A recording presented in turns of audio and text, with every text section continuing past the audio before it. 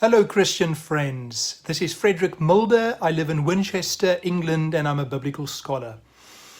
Robert Mugabe passed away recently, and all over the world there are documentaries and news reports about his life and his legacy. And the basic message goes something like this. He was a liberator and a dictator. He mocked minorities.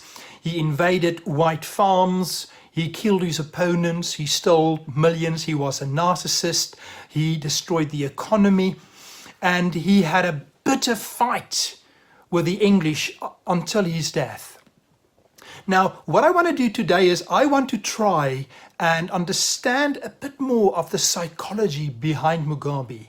And I'm convinced that the best way to understand that is to study Mugabe alongside Cecil John Rhodes.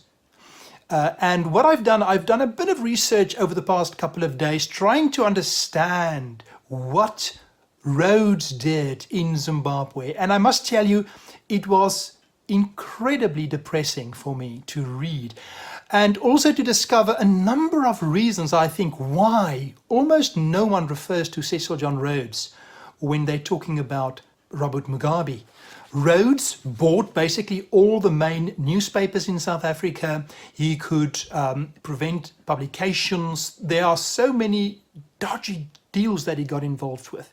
And what I want to do is I want to share a couple of tragic stories about Rhodes to try and understand the background to Mugabe's tone and the way that he vilified and mocked the English and also the South African Afrikaners, of course.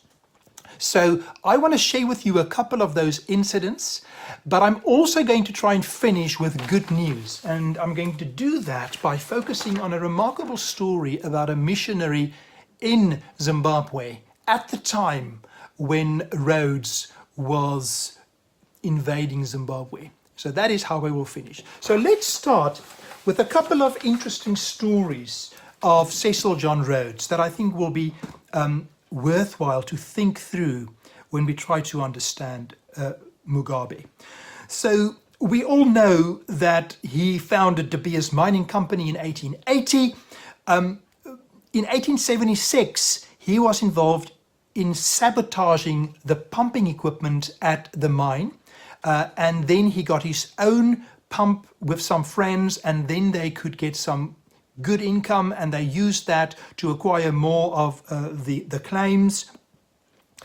He eventually, in 1880, founded De Beers, which included 622 claims at the time. Then in 1881, he became a member of Parliament for Berkeley West. In 1881, he bought secretly, nobody had to know, should have known about this, for £6,000, the biggest newspaper in Cape Town. He finished his Oxford degree in 1881. And then in 1881 also they built a native compound. Now this was almost like a huge hostel where 11,000 African workers stayed, 20 to 25 in a room. Police dogs patrolled the site. There were 3.6 meter fence around with spotlights patrolling it. It was almost like a jail. The money they received were certainly not enough for them to support their families. And then here was a tragic event. In 1883, there was an outbreak of smallpox. Now, smallpox was incredibly dangerous, and many people would die if they weren't quarantined. So there was, all over South Africa, very strict quarantine rules and regulations. But get this, what happened there in Kimberley and at De Beers mining farms.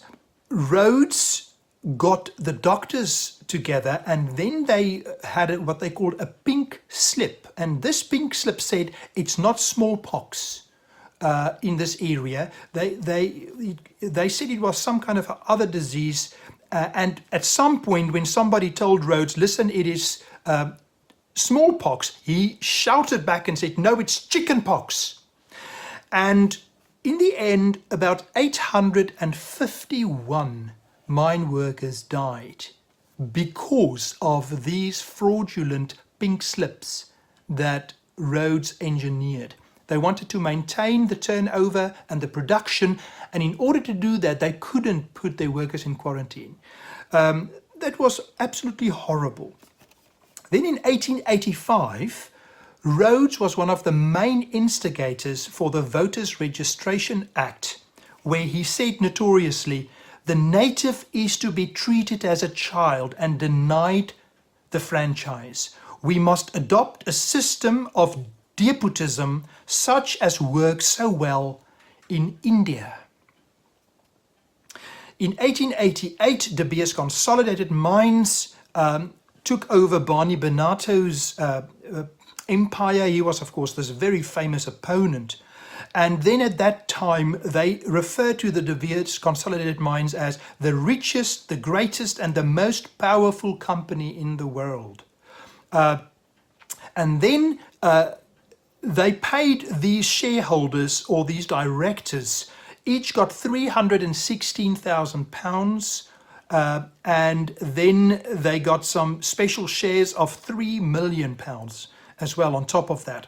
The next very interesting and crucial phase, I think, was when Rhodes invaded Matabeleland, and the way that he did it is just extraordinary. The remarkable thing is that Queen Victoria actually did not want Rhodes to do this. She wrote letters. They sent two of Lobongula, the king of the Matabele, to England, and the Queen gave two letters that had to be returned. But Rhodes was such a remarkably clever, deceitful operator who knew how to buy people's favor. I read these remarkable accounts where even the liberals in Great Britain were bought by Rhodes. At some point he says, every man has his price. And finally he got enough support for a charter company. The charter company gave him license to explore, to exploit, and not be tried under a British court for what he has done. They slaughtered thousands of Matabele. Now, something else that is really so sad for Christians is the fact that he was able to get most of the Anglican vicars and bishops, the Bishop of Bloemfontein, George Knight Bruce, initially opposed him because he wanted to get this concessions from Lobongula. He said, we're going to give you 1,000 rifles. But in the end, Rhodes promised this bishop to become the bishop of Mashonaland, and then he became one of his greatest supporters. He did the same with other vicars as well, and a Catholic priest as well. But what I found to be really, really significant is the fact that there were two missionaries that were not willing to compromise and form an alliance with Rhodes. And that was some Scottish missionaries and the Reverend A.A. Lowe. Reverend A.A. Lowe received OBE from Queen Elizabeth in 1954. He lived among the Banyai people. They were a small minority persecuted by the Matabele. And one morning, Cecil John Rhodes came into this mission station, put the Union Jack at the entrance and demanded bunt tax. And there was a book written about Reverend A.A. Lowe by, I think, his son. And there's this remarkable interchange between the Banyai chief and Reverend A.A. Lowe, where they actually dictated their conversation.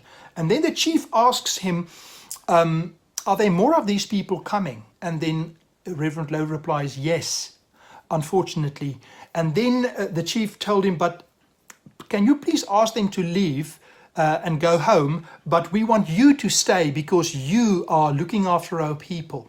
And then he could not give a good answer to him.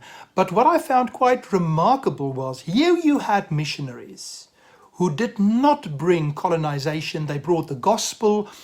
Reverend Lowe's story is quite extraordinary. He studied theology in Stellenbosch. He didn't finish his studies. He went to Zimbabwe with a wagon with oxen. It took several months, and then he lived in a mud hut among the Banyai people.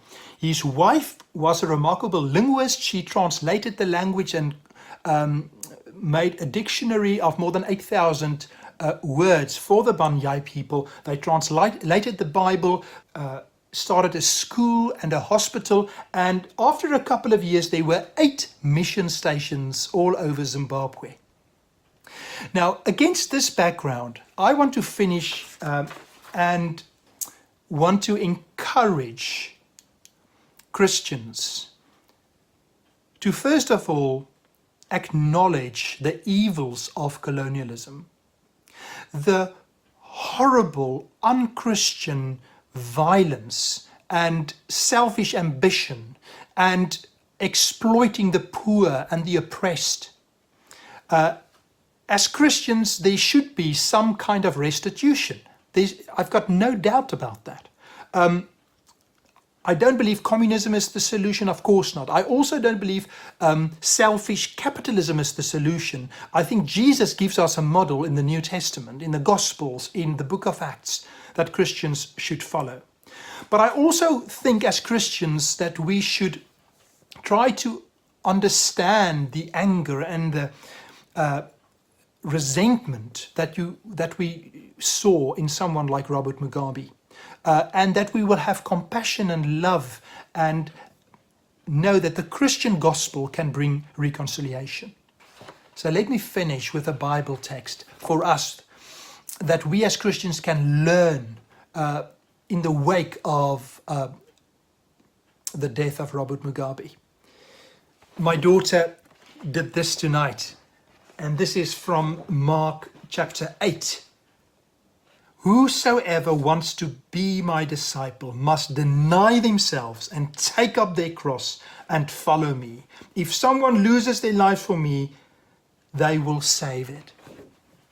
I want to challenge you as a Christian that we will spread the reconciliation of Jesus Christ, and that we will know that history is much more complex than what we want it to be. There are facts that we sometimes neglect to mention which can help us understand the hurt and the pain and the suffering of others.